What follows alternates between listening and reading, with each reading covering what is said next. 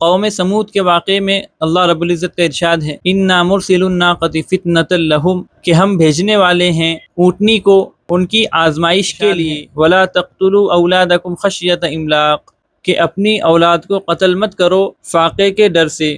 اہلا و سہلا مرحبا، اہلا و سہلا مرحبا۔ بسم اللہ الرحمن الرحیم۔ آج ہم شروع کرنے جا رہے ہیں لسان عربی کورس کا درس نمبر 23۔ آج کے درس میں ہم منصوبات میں سے تیسرا منصوب یعنی مفعول لہو کے بارے میں پڑھنے والے ہیں۔ لہو کا مطلب ہوتا ہے کے لیے، یہ حرف جر ہے، لام حرف جر ہے۔ تو مفعول لہو کا مطلب ہوتا ہے کہ جس کے لیے کام کیا جائے۔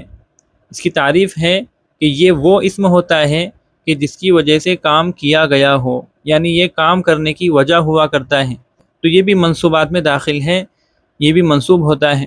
مثال کے طور پر ہم نے کہا ضربتہ، میں نے اس کو مارا، تادیباً، ادب سکھانے کے لیے، یعنی میں نے اس کو مارا اور مارنے کی وجہ یہ تھی کہ میں اس کو ادب سکھانا چاہتا تھا، تو ہم نے کہا ضربتہ تادیباً، میں نے اس کو ادب سکھانے کے لیے مارا۔ تو یہاں پر تادیباً یہ مفعول لہو ہے، یہ کام کی وجہ ہے، اس لیے یہ منصوب ہے۔ اسی طرح کسی نے کہا قعدت عن الحرب جبنا، قعدت یعنی میں بیٹھ گیا، عن الحرب جنگ سے، عن حرف جر ہے، جبنا بزدلی کی وجہ سے، یعنی میرے جنگ سے بیٹھنے کی وجہ بزدلی تھی، تو یہاں پر یہ بزدلی یہ کام کی وجہ ہے، جنگ سے بیٹھ جانے کی وجہ ہے، اس لیے یہ مفعول لہو ہے اور اسی لیے یہ منصوب ہے۔ اسی طرح حمدتک رعایت شکر، حمدتک میں نے آپ کی تعریف کی، رعایت شکر کا آپ کے شکر کی رعایت میں، یعنی میں نے آپ کا شکریہ ادا کرنے کے لیے آپ کے شکر کی رعایت میں آپ کی تعریف کی ہے، تو یہاں پر تعریف کی وجہ یہ شکر کی رعایت ہے، اس لیے یہ رعایت یہ منصوب ہے۔ اسی طرح ہم نے کہا رجع زید الی البیت خشیۃ، کہ رجع زید، زید لوٹ گیا، الی البیت گھر کی طرف، خشیۃ ڈر کر، ڈرنے کی وجہ سے، تو زید کے گھر لوٹنے کی وجہ ہے خشیۃ اس کا ڈرنا، تو یہاں پر کام کرنے کی وجہ خشیۃ ہے، تو یہ مفعول لہو ہے اور یہ منصوب ہے۔ تو مفعول لہو وہ اسم ہوتا ہے کہ جس کی وجہ سے کام کیا جائے اور یہ منصوب ہوتا ہے۔ اس کی مثالیں قرآن پاک سے دیکھیں، الذین ينفقون اموالهم ابتغاء مرضات اللہ، کہ وہ لوگ جو خرچ کرتے ہیں اپنے مال، ابتغاء مرضات اللہ، اللہ کی رضا حاصل کرنے کے لیے، یہاں پر مال خرچ کرنے کی وجہ یہ اللہ کی رضا کا حاصل کرنا ہے، اس لیے ابتغاء یہ مفعول لہو ہے اور منصوب ہے۔ اسی طرح دیکھیں کالذی ينفق مالہ رئاء الناس، کہ اس شخص کی طرح جو اپنا مال خرچ کرتا ہے رئاء الناس، لوگوں کو دکھانے کے لیے، تو یہاں پر اس شخص کے مال خرچ کرنے کی وجہ ہے لوگوں کو دکھانا، رئاء الناس، تو یہ مفعول لہو ہے اور یہ منصوب ہے۔ اسی طرح قوم سمود کے واقعے میں اللہ رب العزت کا ارشاد ہے انا مرسل الناقۃ فتنۃ لہم، کہ ہم بھیجنے والے ہیں اونٹنی کو، فتنۃ لہم ان کی آزمائش کے لیے، یعنی یہاں پر اونٹنی بھیجے جانے کا جو فعل ہے اس کی وجہ ہے ان کی آزمائش، تو یہاں پر فتنتاً یہ مفعول لہو ہے اور یہ منصوب ہے۔ اسی طرح اللہ رب العزت کا ارشاد ہے ولا تقتلوا اولادکم خشیۃ املاق، کہ اپنی اولاد کو قتل مت کرو فاقے کے ڈر سے، تو یہاں پر قتل نہ کرنے کی وجہ بتائی گئی کہ فاقے کے ڈر سے اپنی اولاد کو قتل نہ کیا کرو، تو یہاں پر کام کرنے کی وجہ ہے خشیہ، تو یہ مفعول لہو ہے اور یہ منصوب ہے۔ اسی طرح یدعون ربهم خوفا وطمعا، تو یہاں پر رب کو پکارنے کی وجہ ہے خوفاً اور طمعاً، تو یہ دونوں مفعول لہو ہے اور منصوب ہے۔ اسی طرح قرآن پاک میں ارشاد ہے اعملوا آل داود شکرا، تو یہاں پر شکراً مفعول لہو ہے اور منصوب ہے۔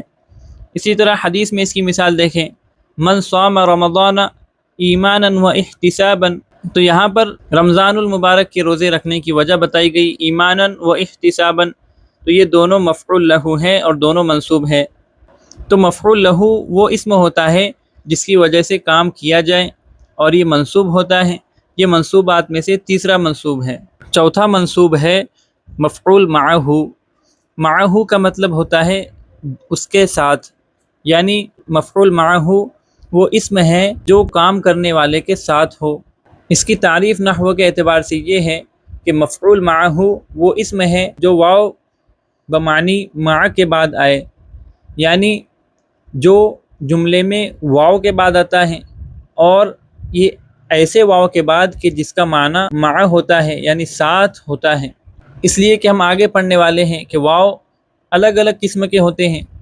حرف جر کا جو واو ہے وہ واو قسمیہ ہوتا ہے، یعنی اس واو کا مطلب قسم کھانا ہوتا ہے، کہ جیسے کوئی کہے واللہ، اللہ کی قسم۔ اسی طرح واو عطف کے طور پر بھی استعمال ہوتا ہے، کہ جیسے ہم نے کہا جاء زید و عمر، کہ زید اور عمر آئے۔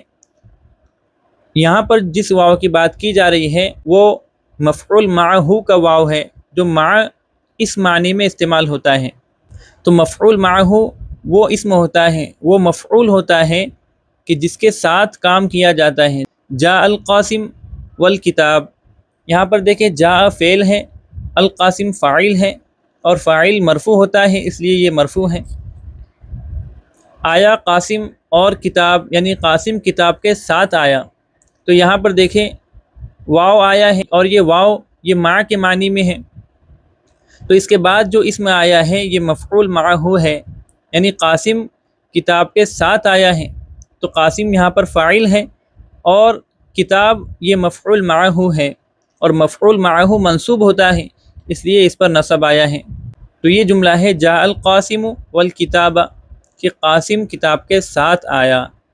اسی طرح ہم نے کہا جاء البرد والجبات، برد کہتے ہیں سردی کو، اور جبات یہ جبے کی جمع ہے۔ سردی آئی گرم کپڑوں کے ساتھ، یعنی سردی آتے ہی لوگوں نے گرم کپڑے پہن لیے، تو یہاں پر برد جاء فعل ہے، البرد اس کا فاعل ہے، اور الجبات یہ مفعول معہ ہے، اس لیے یہ منصوب ہے۔ اور یہاں اس پر جو جر آیا ہے یہ جر اس پر جمع مؤنث سالم ہونے کی وجہ سے آیا ہے۔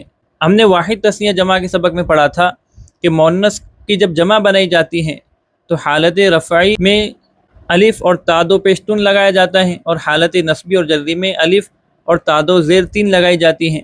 تو یہاں پر والجباتی یہ منصوب ہے۔ اسی طرح ہم نے کہا مشى الطفل والنہر، مشا کہتے ہیں چلنے کو، طفل کہتے ہیں بچے کو، اور نہر یہ ندی کو کہتے ہیں، کہ بچہ چلا ندی کے ساتھ۔ یہاں پر النہر یہ مفعول معہ ہے، اس لیے یہ منصوب ہے۔ اسی طرح کسی نے کہا سرت والقمر، سرت اس کا مطلب ہے میں نے سفر کیا، والقمر یہ مفعول معہ ہے چاند کے ساتھ، یعنی میں چاند کے ساتھ چلا۔ اسی طرح کوئی کہے سرت والنجوم، کہ میں نے ستاروں کے ساتھ سفر کیا۔ تو یہاں پر دیکھیں یہ مفعول معہ وہ اسما ہوتے ہیں جو واو کے بعد آتے ہیں، اور اس واو کا مطلب مع ہوتا ہے۔ تو منصوبات میں سے چوتھا منصوب ہے مفعول معہ۔ تو آپ اس کی زیادہ سے زیادہ مشق کریں، اس کی مثالیں ڈھونڈ کر حل کریں۔ السلام علیکم ورحمۃ اللہ وبرکاتہ۔ اہلا و سہلا مرحبا، اہلا و سہلا مرحبا۔